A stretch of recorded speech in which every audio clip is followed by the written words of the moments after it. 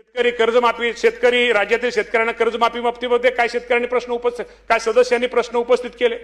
आपल्या सर्वांना माहिती आहे की आम्हा सामे शेवटी ह्या सरकारमधले अनेक मुलंही शेतकरी हे जे मंत्रिमंडळात काम करून असू द्या किंवा आमदार असू द्या, शेवटी आम्ही सगळेजण शेतकऱ्याची मुलं आहोत. शेवटी शेतकऱ्यांचं हित जपणं, शेतकऱ्यांना मदत करणं, शेतकऱ्याला सहकार्य करणं आणि शेतकरी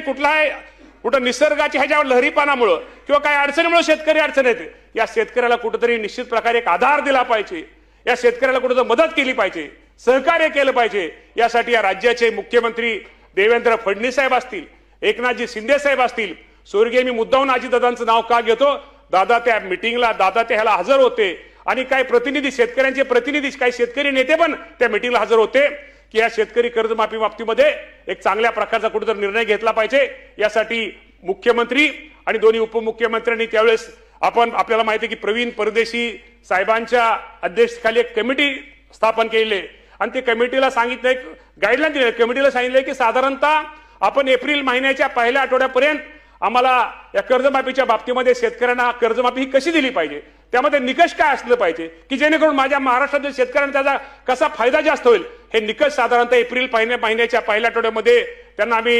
ही दिलेलं आहे. त्यामुळे एप्रिल महिन्याच्या पहिल्या आठवड्यात त्यांचा अहवाल आल्यानंतर त्या बाबतीमध्ये चर्चा होऊन साधारणतः आपल्याला माहिती आहे की सोसायटीचं कुठलंही शेतकऱ्यांचं सोसायटीचं वर्ष 30 जून असतं. 30 जून पूर्वी या राज्यातील माझ्या शेतकऱ्यांना कर्जमाफीच्या बाबतीमध्ये या राज्याचे मुख्यमंत्री आणि दोन्ही उपमुख्यमंत्री निर्णय घेतील, परंतु माझ्या शेतकऱ्यांना कर्जमाफी ही दिली जाईल हे मुख्यमंत्र्यांचं जे आश्वासन आहे निश्चित प्रकारे आपल्या सर्वांना सांगतो. हे 30 जून पूर्वी हे पूर्ण निश्चित प्रकारे केलं जाईल.